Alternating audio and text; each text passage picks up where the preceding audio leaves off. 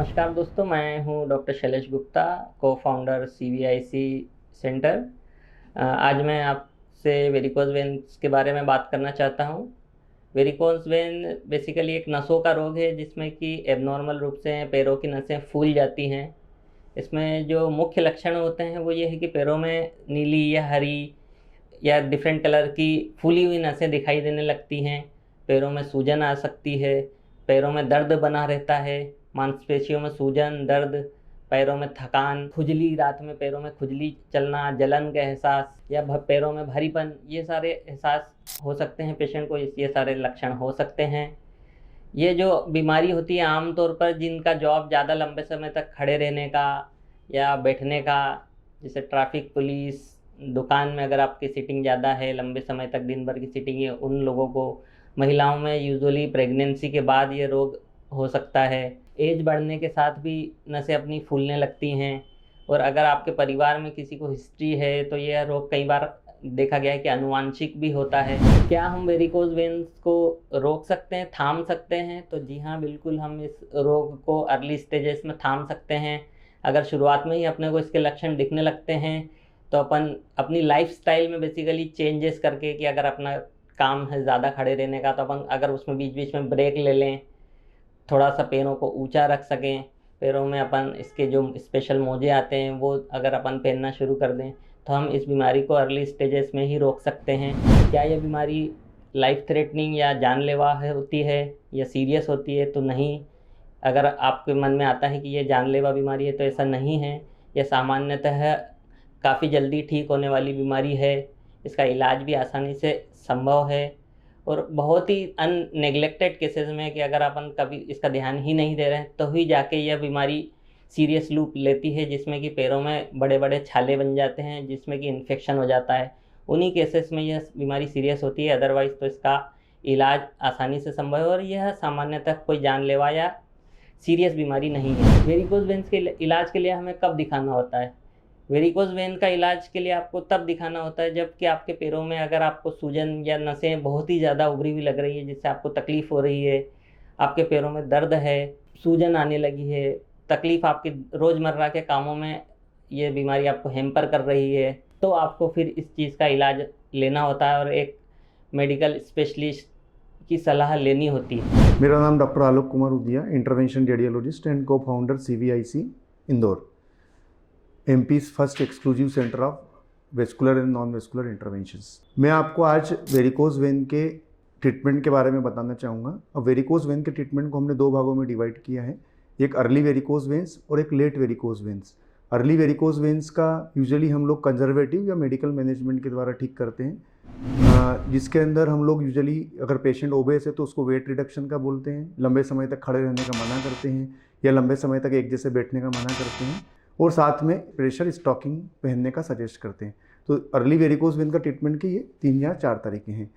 Late means advance varicose vein, जहाँ पे नसें बहुत सारी फूल जाती हैं या अल्सर बन जाता है या पैरों के अंदर कालापन आने लग जाता है।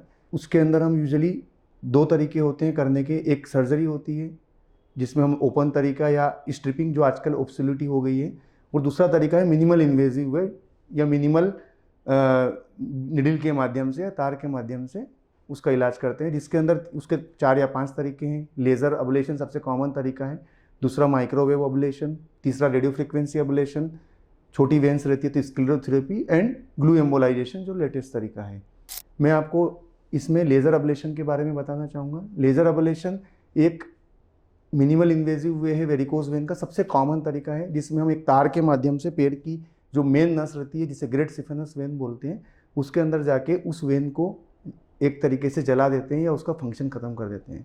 वेरिकोज वेन क्यों बनती है वो आपने अभी पहले सुन ही लिया है। वेरिकोज वेन के जो ट्रीटमेंट है उसमें लेज़र तरीका सबसे एडवांस तरीका है, और इसमें कोई चीरा, कट, निशान कुछ भी नहीं होता है। आधे घंटे बाद हम लोग पेशेंट को चला देते हैं, क्लिनिक से 2 या 3 घंटे में पेशेंट चले जाता है और नेक्स्ट डे से ही अपना काम चालू कर सकता है। अब इसमें बहुत सारी बात, लेज़र अबलेशन के बारे में बहुत सारे क्वेश्चंस रहते हैं पेशेंट के, जैसे कि क्या लेज़र अबलेशन के बाद क्या वेरिकोज वेन वापस आ जाता है? हाँ, वेरिकोज वेन बिल्कुल, अगर आप ध्यान नहीं रखेंगे तो 4 से 5% लोगों में वेरिकोज वेन वापस से आने का चांस रहता है, रिकरेंस। मगर हम उसके लिए यूजुअली एक प्रोटोकॉल फिक्स करते हैं कि पेशेंट को 1 महीना, 3 महीना, 6 महीना, 1 साल, 2 साल 3 साल रेगुलर फॉलोअप पे हम लोग उसका डॉपलर करते हैं। और अगर कोई वेन्स नहीं बनती है तो उस वेन के अंदर हम स्क्लेरोथेरेपी के माध्यम से उन वेन्स को ख़त्म कर देते हैं। मगर ऐसा नहीं है कि लेज़र ट्रीटमेंट फेल है। बहुत सी बार जनरल पब्लिक में यह रहता है कि वेरिकोज वेन का ट्रीटमेंट नहीं कराना है हमको क्योंकि ये वापस आ जाती है। नॉर्मली जिस वेन का हम लोग वेरिकोज वेन का ट्रीटमेंट लेज़र के माध्यम से करते हैं वो वेन्स नहीं आती है, मगर आपकी जो वीनस हाइपरटेंशन मतलब पाँव का प्रेशर बढ़ा हुआ है उसके कारण कुछ नसें बनती हैं। उस नसों को हम लोग निडिल के माध्यम से बाद में फॉलोअप में बंद कर सकते हैं। मगर लेज़र ट्रीटमेंट फेल नहीं है, इसका 95% सक्सेस रेट है, जो कि बहुत ज़्यादा है मेडिकल फील्ड में। मेन इंपॉर्टेंट वेरिकोज वेन के ट्रीटमेंट में रहता है फॉलोअप, जो यूजुअली पेशेंट नहीं आते हैं। हमको एक रेगुलर इंटरवेंट पर क्लिनिक पर या अस्पताल में दिखाते रहेंगे अगर जिससे आपने ट्रीटमेंट कराया तो उसका वापस से पूरी तरीके से रिकरेंस रोका जा सकता है, या बहुत सी बार उसका आने का चांसेस बहुत कम किया जा सकता है। क्योंकि हम लोग रेगुलरली जो पेशेंट वेरिकोज वेन का ट्रीटमेंट कराते हैं उसका 1 मंथ 3 मंथ 6 मंथ पे डॉपलर करते रहते हैं और ट्रीटमेंट करते रहते हैं। एक अलग क्वेश्चन रहता है बहुत सारे लोगों का कि वेरिकोज वेन में क्या लेज़र ट्रीटमेंट में खराब है, या वेरिकोज वेन का लेज़र ट्रीटमेंट से और भी अलग ट्रीटमेंट, जैसे मैंने बताया आपको microwave oblation, radio frequency ablation और ग्लू एम्बोलाइजेशन, ये ट्रीटमेंट भी सभी ट्रीटमेंट का रिजल्ट लगभग सेम ही है। बस अपने को इसमें पेशेंट को रेगुलरली इंटरवल पे डॉक्टर को दिखाते रहेंगे तो बीमारी वापस नहीं आएगी। ये हम मोस्टली सब पेशेंट्स में देखते हैं। Thank you. नमस्कार दोस्तों, मैं हूं डॉक्टर निशांत भार्गव। मैं एक इंटरवेंशन रेडियोलॉजिस्ट हूं, साथ ही मैं CVIC इंदौर का को-फाउंडर हूं। आज हम चर्चा करेंगे वेरिकोस वेन में कुछ एडवांस ट्रीटमेंट यानी ग्लू एब्लेशन के बारे में।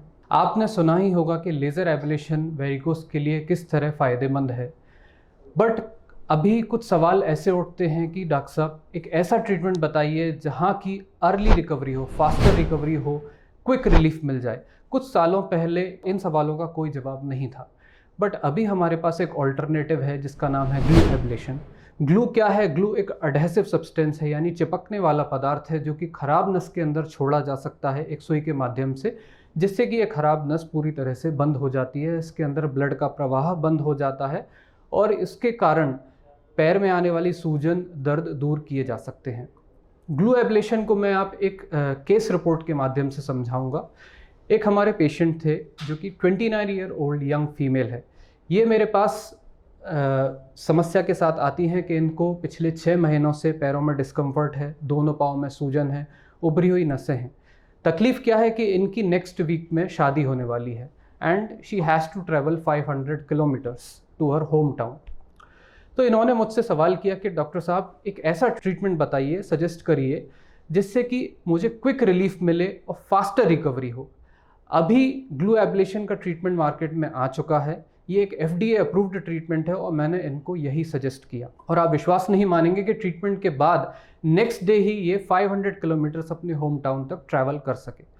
तो ग्लू एब्लेशन के या ग्लू एडहेसिव ट्रीटमेंट के क्या एडवांटेजेस हैं लेज़र के ऊपर? सबसे पहला एडवांटेज है कि इसमें स्टॉकिंग्स की ज़रूरत नहीं पड़ती है, यानी टाइट मोजे जो हैं वो पहनने की कोई ज़रूरत नहीं है।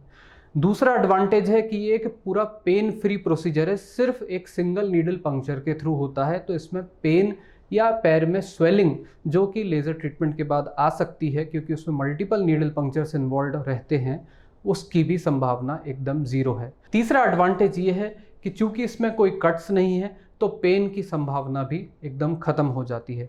और चौथा एडवांटेज ये है कि चूंकि कोई चीरा फाड़ी नहीं हुई है तो इन्फेक्शन का रिस्क भी ज़ीरो है। धन्यवाद।